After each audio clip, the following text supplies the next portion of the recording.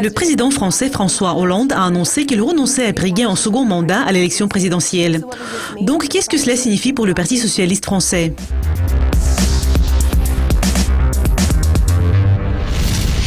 Après des mois de suspense en France, François Hollande a enfin répondu aux questions concernant sa participation aux prochaines élections présidentielles.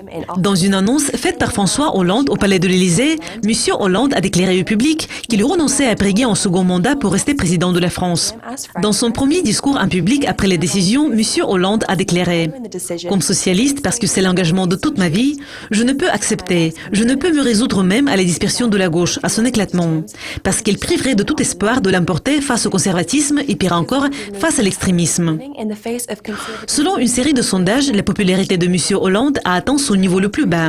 Il y a des enquêtes qui montrent que la cote de popularité du président actuel s'établit au niveau de 4%.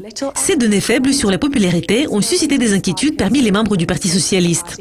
Car si M. Hollande décidait de participer aux élections, cela n'apporterait pas de résultats positifs pour le parti.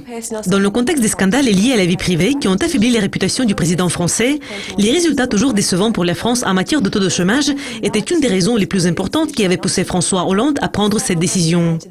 Plusieurs mois avant cette annonce, M. Hollande a suggéré qu'il ne serait pas candidat à l'élection présidentielle s'il ne réussissait pas à réduire le chômage. M. Hollande a déclaré à la télévision nationale jeudi soir « L'engagement majeur que j'avais pris devant vous, c'était de faire baisser le chômage. J'y ai consacré avec les gouvernements toute mon énergie et j'ai pris tous les risques. J'ai allégé les charges des entreprises parce que c'est la condition pour qu'il y ait davantage d'emplois. J'ai également aidé les embauches. J'ai fait en sorte que la formation professionnelle puisse être une grande priorité. J'ai aussi soutenu l'innovation et l'industrie de demain. Et j'ai pris les responsabilités de réformer le marché du travail.